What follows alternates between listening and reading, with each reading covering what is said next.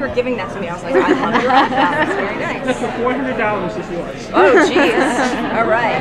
So, where tonally and thematically do you want Liv to start out season 2? Where are you guys? You know, she's kind of origin story in season 1, and now, you know, follows the stuff that you laid out in the final. Yeah, I feel like her life kind of blew up at the end of last season, so we definitely do have to deal with the fallout of that. And we pick up 3 months later, so we'll learn like where she's been. She's been struggling, but it's a different struggle now because now her secret is out. And I think the fear of I have this secret, and if people know, they won't accept me. Was so much of last season, and now it's like, shit, I was right. You know, I'm like, great. So thanks for living up to that expectation. People, you know, so I think there's a lot of like your biggest fear being realized. Is a lot of what she'll do. How much of season 2 have you already shot? We haven't shot any of season 3. We have 2 scripts. We've written 2 scripts, and I think we've broken 5. So, and we start production on the 20th, maybe. I should know that. They know when to start. Yes, you will see a new character. I can't tell you who they are, but I can tell you that you saw them once last season, briefly, and now they're a character. So. DC has some of the most popular shows out there right now. I know. And I'm curious, was there an added pressure going into this, knowing that you're part of DC? No, it was so weird. Like, it was like the least, out of all the shows I've done and pilots and all the like bullshit, like this was like the easiest, nicest, like everybody was just really nice and respectful and very interested in our take. And I don't know if it's just working with Rob. It's like the John Hamm gorgeous bubble on 30 Rock. It's like the success bubble. I'm like, is this how it is all the time? Like, but yeah, they were just super supportive and like really into the take. And the comic writers have been super supportive and into it, which is because if they hated it, I would just be miserable and I couldn't, you know, it would suck. So them loving it and being supportive of it is amazing.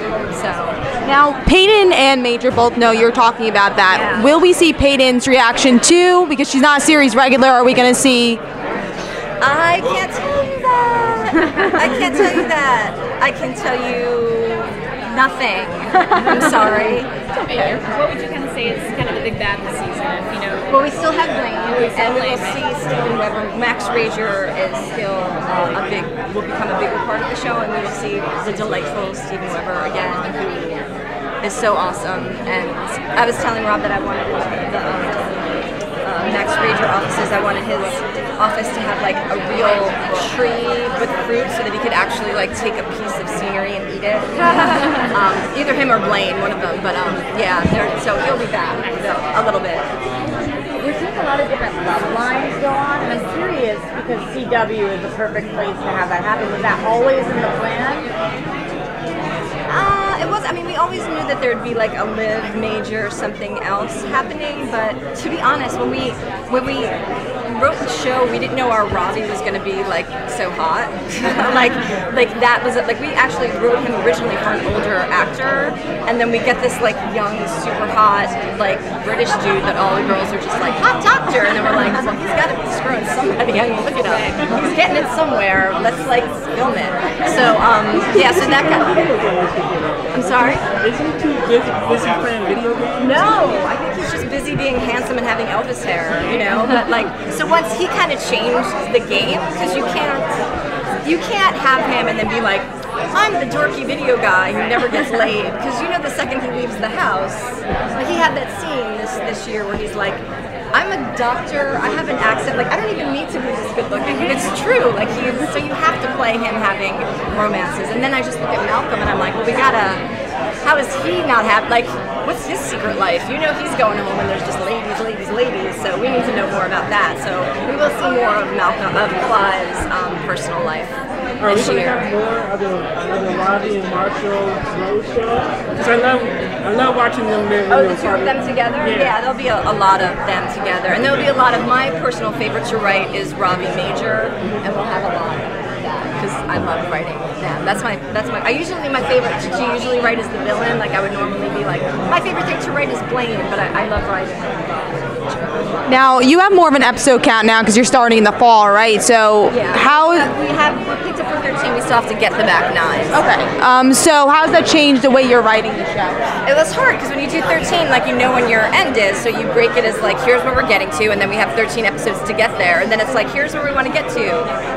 I don't know when we want to get there, like, because you just don't know. So, and you don't want to give it short shrift, so you don't want to blow your load by 13 and then get the back 9 and be like, what are we going to do now? So it's a lot harder to negotiate when you don't know. Because one of the great things about working with Rob is that we both like to answer questions at the end of the season. Like, you leave some things open, but you want people to go away feeling satisfied, like feeling like this was a complete journey, you knew where you were going, like you're not just jerking us around. So you want to have a complete answer, so it is a little bit harder when you don't know if it's 13 or 22. I have to say, I was saying this before, like, I like 13. I like, as a writer, story-wise, I feel like 13 is great. Getting paid for 22 is lovely. Having 22 episodes is lovely. But so either way, I'm But do you feel like these days it's better to do 13 and 22? Because it always feels like. I wonder if it's changing, because like they have so many, like the CW has a lot of mid-season shows. So I don't know if that's going to be like the new thing, is that you have 13 episodes of a show and then a mid-season show, and if that's kind of the new way of doing things in the future, I don't know. It might be. It just feels like the storytelling is a lot tighter. It's not tighter. I mean, a lot of the like UK series I watch, or like other shows from other places, they do that, and you feel like it is tighter, and then you know, then you watch it on Netflix and you binge watch it, and it's, you know, so maybe it's changing. I don't know, but I think you have to be prepared for either. So, but like a show like The 100, that's so like they know where they're going. Like they're doing 16, and they know like they need that. So it's a little bit different for a show like that versus us, who has a procedural, so we'll be able to go longer. But for season 2, are you planning on pulling any more from the comic books?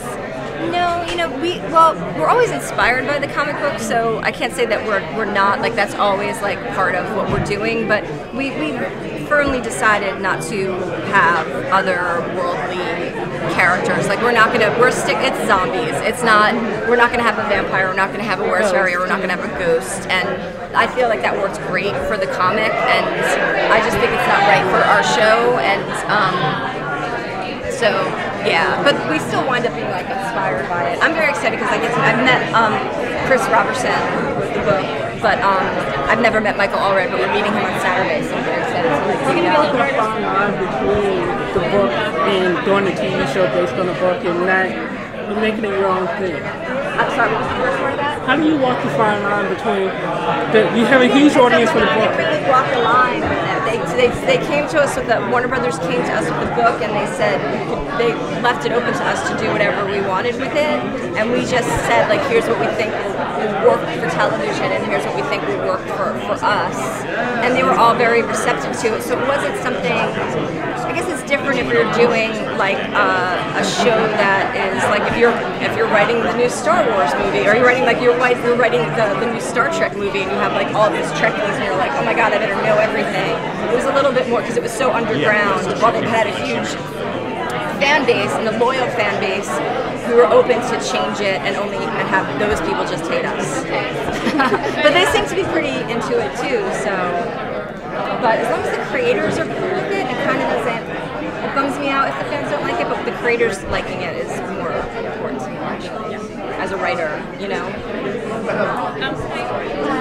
So if you have them out of the morning now, and it's less, is it going to be harder for Liz to kind of, personality-wise, are there people that you want to have Rose basically play? Last year, I was so much in the fan of, her ingesting. Did it inspire you guys' thoughts of? Oh yeah, I mean, I think definitely we've learned that we approach the brains differently this time, because I think we definitely learned that the bigger and the more readily recognizable the brain, the better it is. Like when she played a sociopath, it's like, is she just in a bad mood? What's happening? But when she was a cheerleader or a stoner or a gamer, like you could see it, and it just makes it more fun.